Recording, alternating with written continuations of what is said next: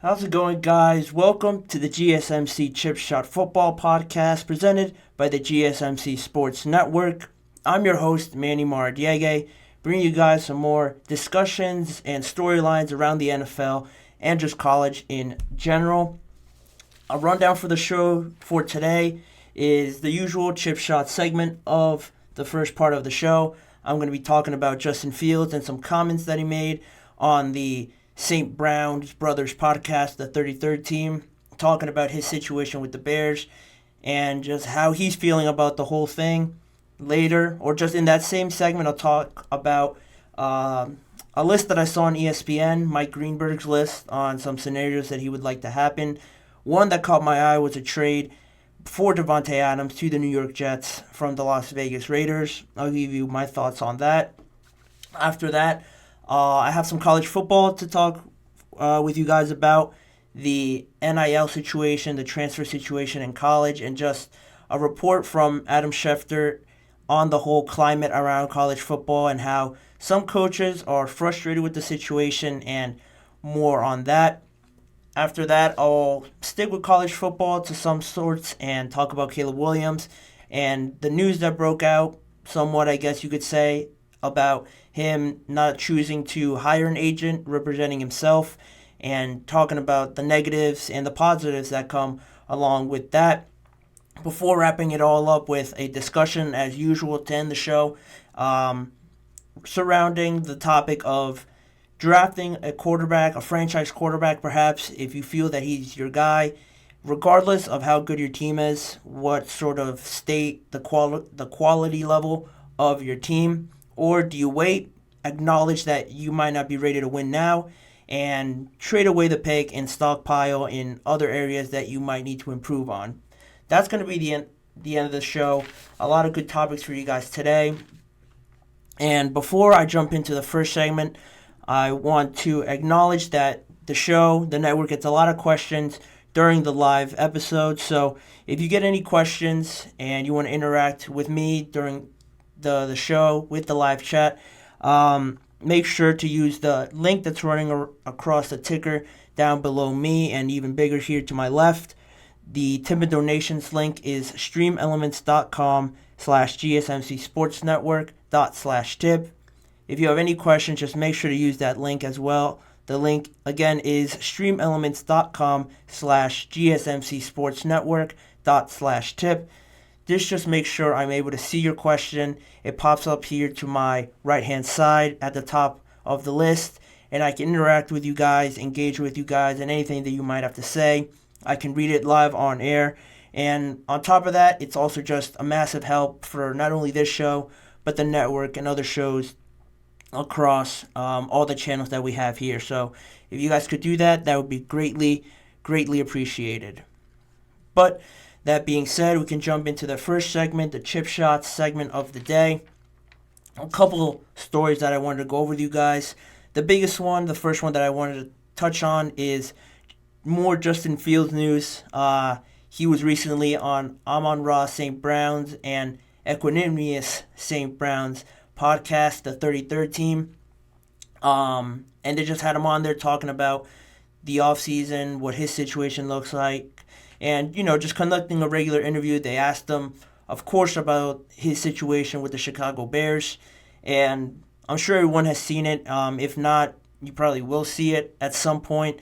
The quote that's going around when when Amon-Ra asked him about what's going on with him in the Bears and if he would like to stay, he said, Of course I want to stay. I can't see myself playing in another place. If it were up to me, I'd want to stay in Chicago. I love the city. The city's lit. The fans are great.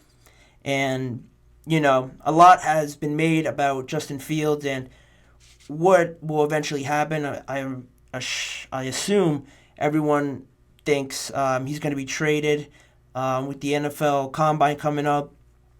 Everyone in the football world is going to be there, and a lot of people are anticipating that's where the details will be worked out for him to finally move on from Chicago. But he gave his feelings on it. I assume most people would predict he would have said something like that. He wasn't going to go out and say that he wants to leave Chicago. He can't wait to get out of here. He gave the politically correct answer and said all the right things. And I'm not saying it's fake. I'm sure he truly feels like that.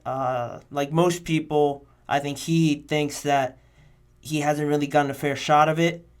He definitely thinks he could do more there with the team. And after a pretty solid last year, where I know they finished 7-10, but there were instances in some games where the team looked pretty well. The offense was running pretty well with him, and just the execution, the play calling, and everything. I'm sure he wants to build on that, but obviously it's not up to him and what he wants to do. The team will always do what is best for them in their interests, but he gave his feelings on that, and this all sort of started to become an uproar of sorts just when people realized recently that he stopped following the Chicago Bears on Instagram, and also just basically removed them from Instagram. And he actually touched on that as well when they asked him about it on the St. Brown's Brothers podcast, that he basically just said he kind of wants to get away from everything. He wants to unplug. He's about to go on vacation. He didn't only just unfollow the Bears. He unfollowed the NFL and accounts associated with the NFL.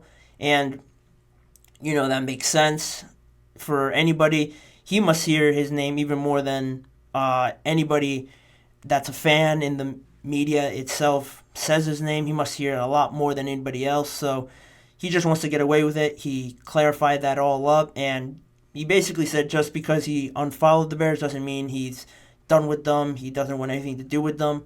It was just a matter of unplugging for the offseason, at least for a bit, before he can get back into it. And all that makes sense. And it's just funny how now, if you want to get any news, see what people's true intentions are and feelings are. A lot of people just put their feelings out there on social media, and it's just funny to think about that and look back to probably just 10 years ago, where people, if they wanted to say something, clarify something, they would just go out and say it in a press conference or like a press release or something like that. To advance this far and see where it is now, where everybody has a platform to say something and they'll use it to say anything that's on their mind. And the news media will just go straight to Instagram and probably find out about 90% to 95% of what they're looking for. But that's how it all kind of started. That was the one story. The second thing I wanted to talk about was on ESPN. I saw, I think a few days ago now, Mike Greenberg, the host of Get Up in the Morning, had his top 5 list of things that he wished to see this offseason in trades, free agent signings. One of them was trading Davante Adams from the Las Vegas Raiders to the New York Jets.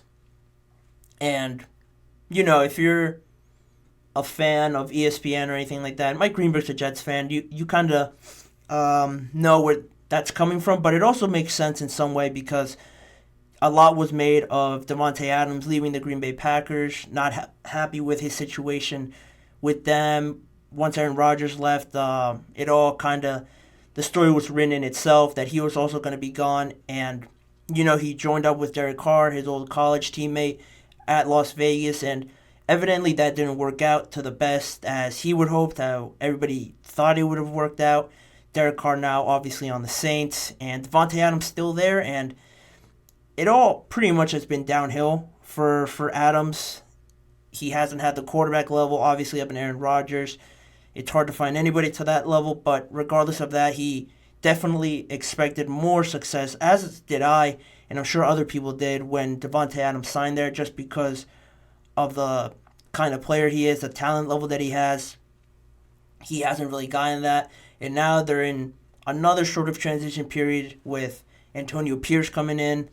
He now gets the full reins of the operation. He gets to be the full head coach, hire his staff, and everything kind of runs through him. And I think that's a good thing. I was a fan of Antonio Pierce getting hired. I think his period as the interim head coach was very good for this team. All the guys within the organization just seemed to gravitate towards him, love him as a person, on top of just being their head coach, showing him the respect as the head coach. Everyone just seemed to really get along with him as a person and appreciate his personality, because he is a former player, and like most players, I assume in the NFL would agree that when you get a former guy in there, he understands what it's like being in their shoes. It's a lot easier to like the guy and play hard for him if he's really invested like Antonio Pierce has been with them. But just on the topic of the trade, I do see the logical side of it. It makes sense if Davante Adams really wants to, if he's really unhappy with his situation in Las Vegas, sure, I don't see an issue with him going to rejoin with Aaron Rodgers. I'm sure Aaron Rodgers would love that. The Jets would love that because they need somebody else to complement Garrett Wilson. But it all connects with the Antonio Pierce situation. I think if that situation would have blown up and the Raiders wouldn't have found somebody as passionate and caring for the Raiders as much as Antonio Pierce is, I think Davante Adams would jump on this opportunity. But I find it hard to believe now because of all the positive feelings that Antonio Pierce has kind of gravitated towards him and the Raiders. Any interview you see of Antonio Pierce, they ask him about it, and you can see really how much he cares about the organization. And I think Davante Adams sees that, and like most players on the Raiders, want to play for a guy like that. And I think it'd be hard for Adams now because I think with a new coach that he seems to truly believe in, I don't think he'd just leave him like that. I think if he really wanted to leave, more rumors would have surfaced by now, but nothing has really been said on that situation. And I think if you're the organization of the Las Vegas Raiders, I don't think you can afford to do that. Again, because you're trying to build something special here with Antonio Pierce. You see how he's gathered the community. He has this good feeling about him. Everybody has positive feelings about him towards him. You don't want to kind of handicap him now, take away his most influential player on offense, arguably the whole team other than Max Crosby. You don't want to push him a step back now and force him to do even more work after a pretty successful end of the regular season last year now in the past, and that's something to definitely build on. Of course, they need a quarterback to help Davante Adams, but I don't think the organization or Davante Adams really up till this point are rushing to get it out of there or get Davante Adams out of there. And the idea seems good for the Jets, right, most of all, but I just don't see it happening because of the Raiders. They're trying to build something there, and I think Antonio Pierce has kind of settled everything down for that organization, and they can finally have someone, a leader, a true leader of men and players that they could get behind and be pretty comfortable and trusting in him to lead them in the right direction. But that was my reaction to those stories. Very interesting stuff, and I thought it would definitely garner some good conversation around those two topics. But I'm going to send it to a quick break right now. That'll be the end of the first segment. And on the other side of the break, I'll jump into some more college football stuff and the atmosphere around college football, how some coaches feel about it per the reports of Adam Schefter, and some recent hires from college football to the NFL. That'll be coming up, as well as some comments made by Jay Billis on his solutions to college and the transfer portal and NIL as well. So stick around for that conversation, and I'll be right back after the first break here.